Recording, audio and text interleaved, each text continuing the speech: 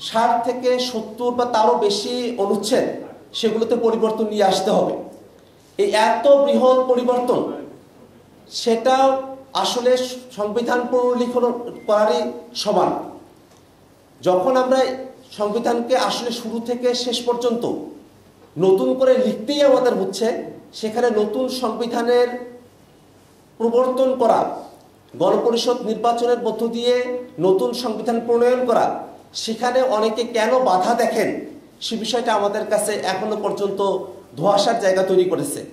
আমরা মনে করি যে বাংলাদেশে জুলাই সনদের অঙ্গীকারগুলো, জুলাই সনদের প্রস্তাবনাগুলো, সেগুলোকে যদি সত্যিকার অর্থেই বাস্তবায়ন করতে হয়, সেই অঙ্গীকার যদি রাজনৈতিক দলগুলোর মধ্যে থাকে, জনগণের প্রতি যদি তাদের কমিটমেন্ট সঠিকভাবেই তারা করতে পারেন, তাহলে গণপরিষদ নির্বাচনের মধ্য দিয়ে নতুন সংবিধান প্রণয়ন করাই একমাত্র সমাধান হিসেবে জাতির কাছে উপস্থাপিত হয়।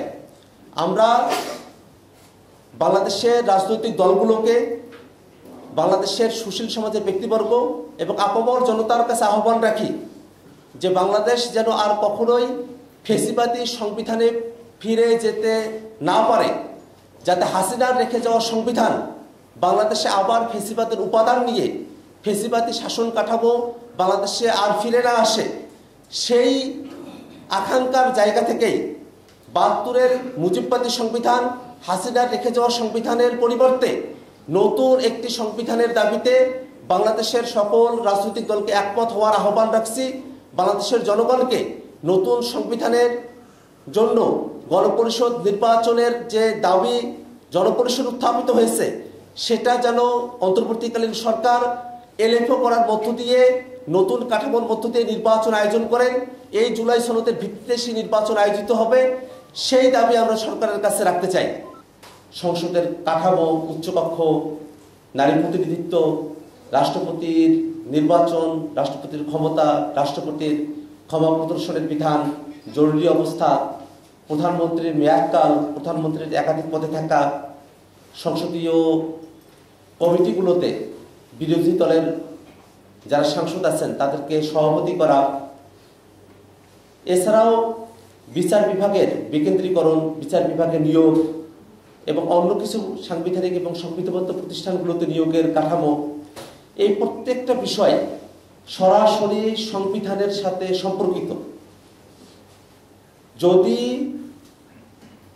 যেভাবে জুলাই সনদের অঙ্গীকারনামার মধ্যে বলা হয়েছে, তাতে করে দেখা যায় যে এই প্রত্যেকটা বিষয়কে পরবর্তী সংসদের হাতে ছেড়ে দেওয়ার একটা প্রবণতা খেয়াল করা যাচ্ছে এবং এর মধ্য দিয়ে আমরা যে সংস্কার প্রস্তাবনাগুলোর ব্যাপারে একমত হয়েছি, সেগুলো আসলে টেকসইভাবে বাস্তবায়ন করা সম্ভবপর হবে না। এই কারণে যেসব বিষয়গুলোতে আমরা একমত হয়েছি এবং কমিশন সিদ্ধান্ত গ্রহণ করেছে, সেগুলোকে টেকসইভাবে বাস্তবায়ন করার জন্যই গণপরিষদ নির্বাচনের মধ্য দিয়ে নতুন সংবিধান প্রণয়ন করার কোনো বিকল্প নেই। আমরা বাংলাদেশের অতীতের উদাহরণগুলোতে যদি দেখি, এবারের ঐক্যমত্য কমিশনে আমরা সিদ্ধান্ত গ্রহণ করেছি যে হাইকোর্টের শাখা বিভাগীয় শহরগুলোতেও স্থানান্তর করা হবে, সেখানেও হাইকোর্টের বেঞ্চ স্থাপন করা হবে। এই একই পরিবর্তন বাংলাদেশে ৮ম সংশোধনীর মধ্য দিয়ে করা হয়েছিল, কিন্তু পরবর্তীতে যখন ৮ম সংশোধনী হাইকোর্টে চ্যালেঞ্জ হলো, বেসিক স্ট্রাকচার ডক্ট্রিনের আওতায় হাইকোর্টের শাখাগুলোকে ঢাকা শহরের বাইরে বিভাগীয় বা অন্য কোনো শহরে স্থাপন করাকে ইউনিটারি স্টেটের কনসেপ্টের সঙ্গে সাংঘর্ষিক বলে সেই সিদ্ধান্ত এবং সংবিধানের এই সংশোধনীকে কোর্ট কিন্তু অবৈধ ঘোষণা করেছে। এই শঙ্কার জায়গাগুলো এখনো রয়েছে। আমরা এতগুলো বিষয় নিয়ে আলাপ করেছি, তাতে সংবিধানের ভিতরগত কাঠামো, শাসনতান্ত্রিক কাঠামোতে আমূল পরিবর্তন হবে। সেই পরিবর্তনগুলোকে যদি টেকসই করতে হয়, তাহলে নতুন করে সংবিধান লিখতে হবে। নতুন সংবিধান, যে সংবিধানকে তার ভিত্তিমূল নিয়ে হাইকোর্টে, সুপ্রিম কোর্টে আর কোনো প্রশ্ন উত্থাপন করা সম্ভবপর হবে না।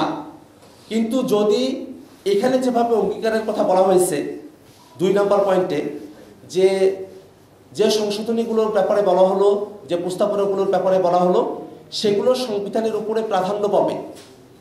কিন্তু বাস্তবতা হলো যেটা মূল সংবিধান, শুধু মূল সংবিধানকেই কোর্টে কোশ্চেন করা যায় না। জুরিসপ্রুডেন্সের বিধানই তাই, মূল সংবিধান ব্যতি রেখে যত সংশোধনী নিয়ে আসা হোক, যত প্রস্তাবনা নিয়ে আসা হোক, সেগুলোকে হাইকোর্টে চ্যালেঞ্জ করা যায়, সুপ্রিম কোর্টে সেটার ব্যাপারে ব্যাখ্যা চাওয়া যায় এবং সুপ্রিম কোর্ট সে ব্যাখ্যাগুলো দিতে পারে। তো এই সম্ভাবনার জায়গাটা এখনো রয়ে গেছে। তাতে করে যদিও অঙ্গীকার করা হয়, সেটা জুরিসপ্রুডেন্সের যে নীতি সেটার সঙ্গে সংগতিপূর্ণ হয় না।